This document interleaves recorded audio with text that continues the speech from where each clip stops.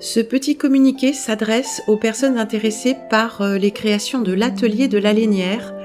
J'ai une possibilité de prendre dans mes bagages quelques articles que je pourrais vous envoyer au long de mon périple, parce qu'après je n'aurai plus accès à mon stock.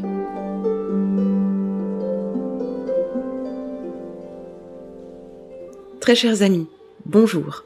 Oui, la voix est un peu... oui, je pense que ce sont ces choses qui sont dans l'atmosphère qui m'ont un peu irrité la gorge. Je ne sais pas où vous en êtes vous, mais il y a beaucoup de gens très très malades. Vous m'en direz des nouvelles. En attendant, j'ai la possibilité, vraiment express, de repasser à l'endroit où j'ai mon stock. Et vous me direz aussi si vous êtes en attente d'envoi de ma part, de commandes. Vous me direz où ça en est, parce que apparemment les commandes ont été très très retardées par les fêtes, enfin les livraisons, je veux dire. Et donc voilà, j'attends un peu de vos nouvelles. Ceci dit, là possiblement, je peux prendre avec moi lorsque je repars, puisque je suis pas mal en vadrouille, les articles qui vous intéressent. Mais pour ça, il faudrait me le dire tout de suite. Voilà, je vais en prendre quelques-uns, même sans réponse de votre part, les plus petits, tout ça. Mais en tout cas, voici ce que j'ai en stock là. Un petit bonnet mérinos gris. Petit, ça c'est enfant. Ou c'est très court, façon calotte. Hein. C'est pas un bonnet qui va vraiment couvrir les oreilles, le front, tout ça, c'est un petit bonnet. Des mitaines enfants bicolores, mérinos. Des mitaines adultes. Le gris que j'utilise toujours, mérinos, gris clair, gris chaud.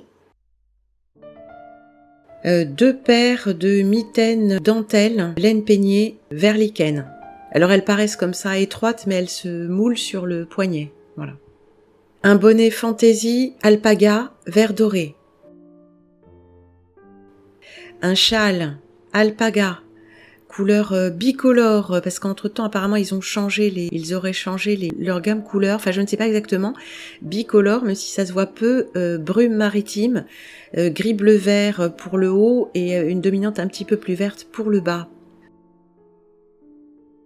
2 bandeaux alpaga, 100% un bandeau 100% alpaga rouge rouille et un bandeau laine alpaga gris bleu. Un petit châle alpaga, rouille, non noisette. Oui, je dis les couleurs, comme ça je mets les couleurs avec, les couleurs fabricants, comme ça vous pouvez mieux voir. Ça, c'est une laine fantaisie, une laine fin de stock fantaisie que j'ai trouvée dans une mercerie. Le descriptif est disponible sur le site également. Très joli. Un petit châle, soie brillante et mohair de soie.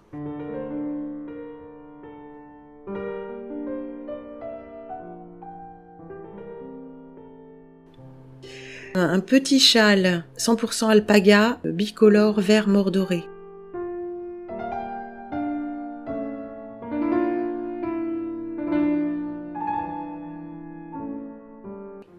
Un grand châle baby alpaga. Alors ça se fait un petit peu comme du mohair, mais c'est de l'alpaga, bleu ardoise.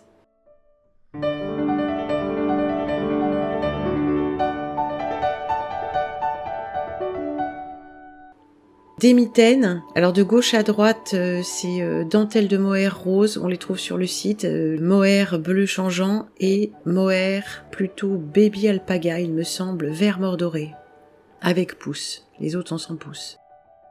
Cette petite écharpe façon foulard cravate, bourrette de soie et mohair et soie, disponible sur le site aussi à voir.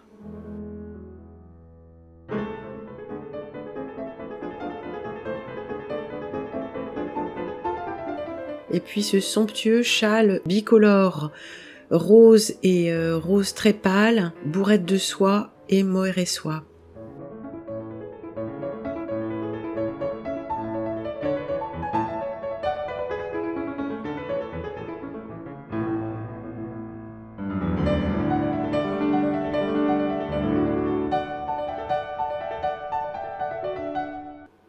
Il me reste aussi, j'en ai refait pas mal, des châles de dentelle, notamment au moins un châle vert lichen motif vague,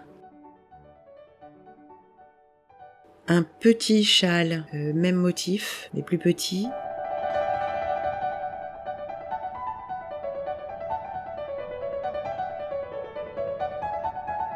et de petits châles vert doré. Nous avons ici 2 cols d'alpaga, un avec les 2 bords en vague et un avec un bord vague et un bord côte. Sinon, ce sont à peu près les mêmes.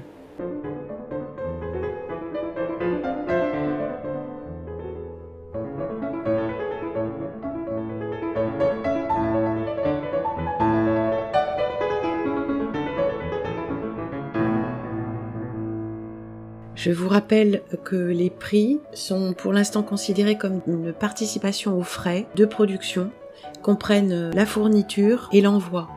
Quant à mon travail, pour le moment, est à ces prix.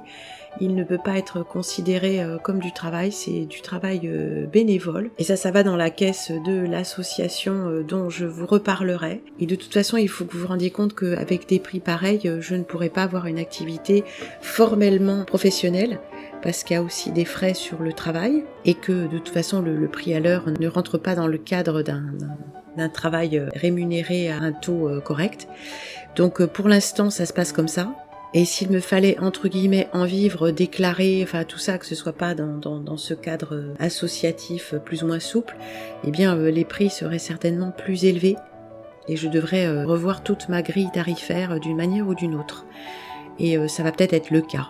Parce que si je dois compter sur le tricot pour avoir un revenu, c'est la question maintenant puisque mes conditions financières et matérielles ont changé en décembre, donc il va falloir que j'étudie la question de quelle activité je privilégie et comment. Voilà, comment. Le comment, c'est surtout ça. En tout cas, vous avez les prix de ces articles. J'ai complètement remanié le site parce que c'était trop compliqué. C'est un site marchand qui incitait à acheter en ligne et c'était pas du tout possible. J'avais pas la fonctionnalité, je n'avais même pas vos messages. Donc là, eh bien, je présente pour l'instant uniquement les modèles et pour les prix, je trouverai un moyen de vous indiquer les prix indicatifs. Mais il vaut mieux me contacter. Ce n'est pas un site marchand, ce n'est pas du commerce. Puisque le commerce, ça consiste à acheter des choses et à les revendre. Non, quand on est producteur, on n'est pas commerçant et les conditions sont tout à fait différentes. Voilà. Contactez-moi, chers amis, au plus vite, si vous voulez que j'emporte dans mes bagages de quoi vous envoyer ces articles.